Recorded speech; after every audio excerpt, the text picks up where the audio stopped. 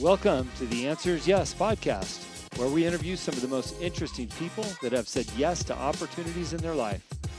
We hope that through these stories, you can learn to create your own destiny by saying yes along the way. Join us as we explore the new series covering topics such as passion, integrity, and hard work. I'm your host, Jim Riley, and I hope you enjoy these interviews as much as I do. I believe that everyone has an important message worth hearing. Hello and welcome to the Answers Yes podcast. Thanks for tuning in. Another spectacular day here in Montana. I've already been out feeding all 25 animals in the rain, but I'm not complaining, man. It's what I asked for. It's what I got, and I'm happy to be doing it. Got the kids off to school, and it is going into Halloween weekend, so very excited. I have another great guest and referral from my buddy David Meltzer and his team, and anytime I get an email from them to bring a guest on my show, it's an easy yes, because I know the quality of people that he sends my way, and I'm so grateful for my relationship with David Meltzer and his team. So I've got JM Ryerson on the line. How are you? Hey, brother, I'm doing great. How are you doing this morning? Not too bad. As you can hear from my voice, I'm excited to be doing what I'm doing up here and enjoying the Montana lifestyle. You're down in Boca Raton, Florida. I am. I have relocated here. It's almost been a year from California as well, but as you and I talked off air, I am originally from Montana. So if anyone hears envy or a little jealousy eking out, I'm just going to go ahead and say it, man. I am very envious of where you live. It's amazing. If you all haven't been there, go check it out. Just don't move there, but check it out. I was going to say, no, it's super cold. There's nowhere to move. There's no homes.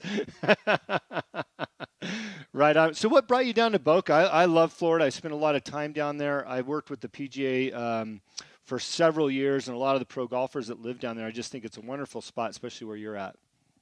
You know, brother, it was a move. My older boy is a pretty competitive tennis player, so we couldn't really find a better place in the world to go than South Florida, because it's world renowned with, amazing opportunities from, having European players all the time, Latin American players. And so he's exposed to that. That was part of it. Now, that wasn't the sole reason.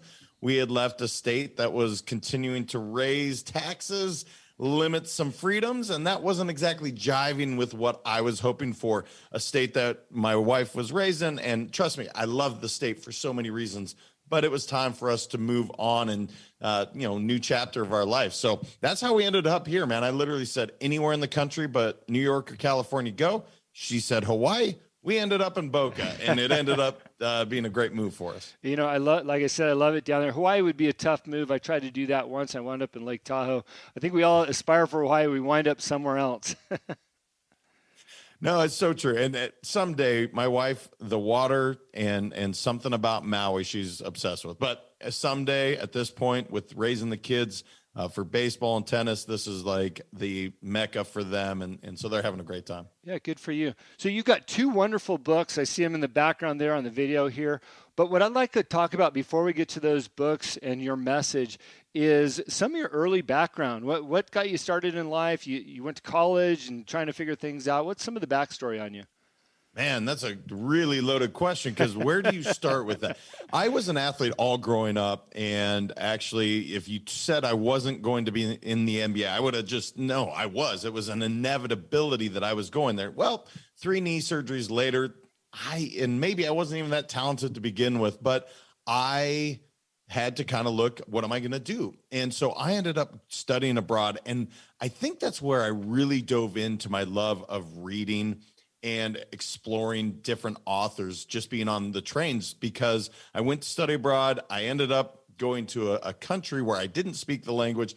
My program didn't actually have an English-speaking department, come to find out once I'd moved there. So I think that's where it all started, with me just diving into books. Well, that led me down this path of reading anywhere from 17 to 50 books a year. It just depends on the year. Yeah. And the reason I share that is because most of the ideas I ever have come from someone else. It's from an author, someone that's lived this amazing life, and they put it on paper, and it just grabbed me, man. And so whether it was building companies, if I needed an answer, I would go to a book. And so that just led me down this additional path, because this is my fourth company that I've been fortunate enough to build. But this one is really focused on just inspiring people to live their best lives. So I don't know if that answers your question, but just a simple kid from Montana that ended up in the Netherlands. And then when I moved back, I was like, okay, now what? And then I moved to California, married, 2 kids later, couple companies, and now I'm in Florida. So life's a great journey, man. And it's just, I love the theme of your show, because it's all about seizing those opportunities. So if I see one, I don't wait. I just jump on it and we go, man. Yeah, I say that surfers make better CEOs, because the metaphor is, if you're on a wave, you either jump on or you don't, and if you do jump on, you got to live with those consequences. Either you're going to crash and burn in the whitewash, or you're going to have the ride of your life. And it's just like opportunities when they come your way. Say yes to them, get on that ride, and look, if it's the wrong decision, shift gears and go a different direction. And it sounds like that's exactly what you've done throughout your life. Yeah, my son had a tennis lesson the other day, and he's working with a pretty renowned pro.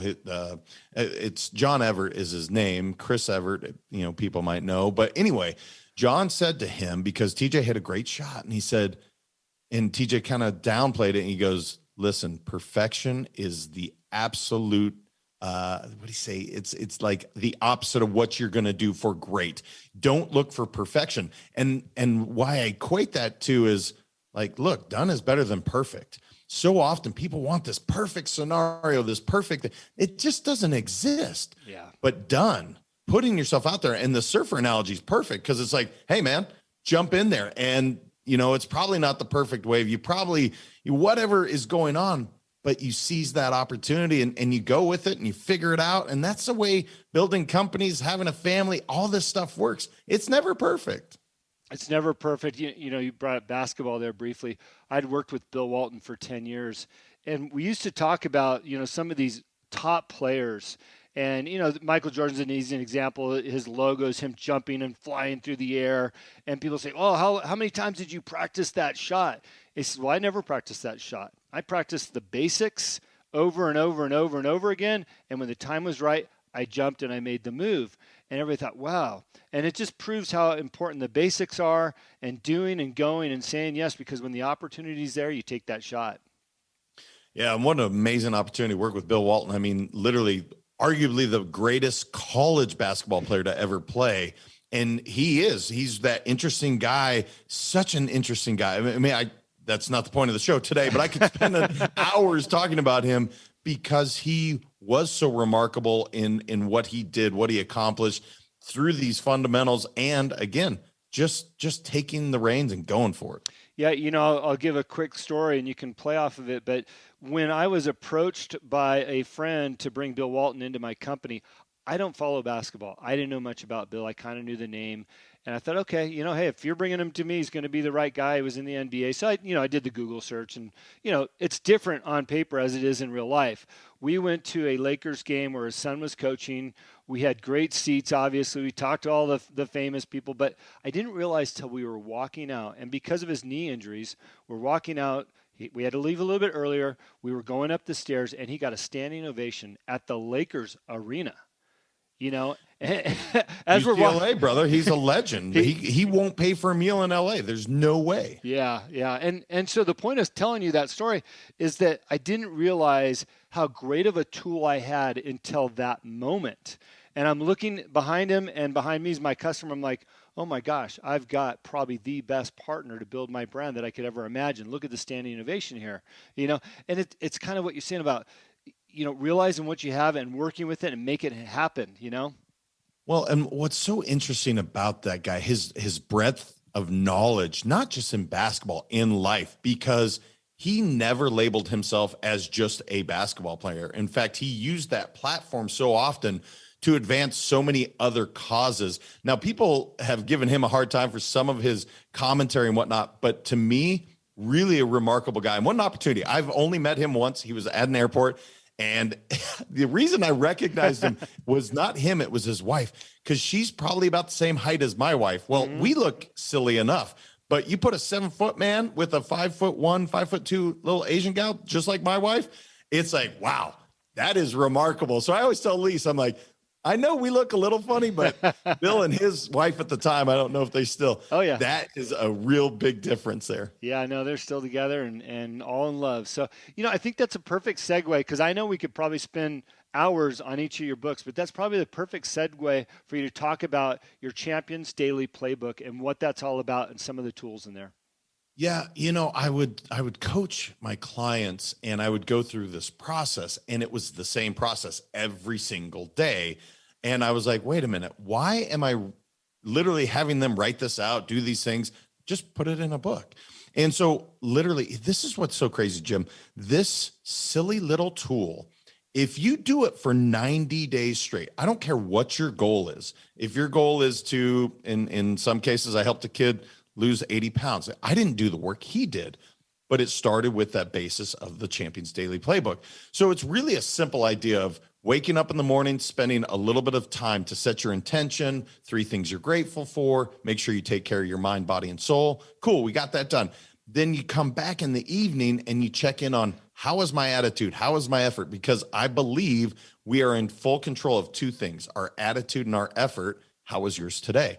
And so when you use this tool, I did this the other day, the last quarter with 6 clients, and I had 4 of which sporadically used it and 2 of which did it the entire time. I checked in every single day. Well, guess what? The 2 that did it accomplished their goals and then some. The other 4 were working on it still today. And so it's not the tool, it's the habits that are created. It's being grateful. It's making sure that you are recognizing what you have that's so amazing in this world. So that's what that one's all about. It was literally saying, I want something really practical to give to somebody that they can go change their life. Now, here's what's remarkable. I wrote it because I read a study where they were like, most people, in fact, over 40% of the people that ever buy your book will never get past chapter 1. And I said, well, okay, let's write a book that's only 1 chapter and the rest is a playbook. And I called it a playbook for a reason, because I wanted it to be playful. I wanted it to be fun. I don't want it to be a workbook. I could have called it Champions Daily Workbook, but who wants more work, man? So that's what that one's all about. And I really am proud of that work. I think it's helped a lot of people and it will continue to. It's interesting something you said earlier about you read so many books. And CEOs and leaders and entrepreneurs read a lot of books. And I've noticed in my own life, when I'm reading books, I'm on top of my game. I'm fresh in my head. I've got new ideas. And these aren't books that just came out yesterday because they're all new ideas. These are books that are older. Are there new books that have older ideas? It's almost comical. I saw somebody post the other day is, how come the schools aren't having the kids read Napoleon Hill's books? Right? Such a great question. Think and Grow Rich, and Rich Dad, Poor Dad, and all these books that will give you great tools for when you need to get into the business life. And, the book that you just talked about, having the playbook and what to do and the steps, people don't understand the strength of just following those steps. Yeah, you bring up such a fascinating subject. My mom was a teacher for 39 years, and one thing I wish they would do is teach practical life. Like, hey, man, you have to pay your taxes. Hey, you should probably continue to learn for the remainder of your life. It doesn't stop at 12th grade or, MBA or whatever your degree is. It doesn't stop. That's a stepping stone, but you should be learning every single day. And truly, I feel so blessed every time I get to read something. One of the books I was reading this morning, I was at the gym and I wanted to I just want to go give that man a hug because he inspired me this morning to do the marketing plan for the next 12 years of my company. That happened because of a book. It wasn't the work, maybe it's partially the workout, but it was just remarkable what can happen because somebody put their thoughts on paper. Yeah. And so I just love it, man. I'm passionate about it. I'm passionate about reading. I'm passionate about writing, and I just love recommendations. And I can see your library, man. I will absolutely be hitting you up for what don't I know? Which book should I be reading now? You know what I mean? Yeah. What's fascinating? Somebody said this to me recently on a podcast. They said, if I read an entire book and only one chapter or one paragraph resonates with me, it's worth it because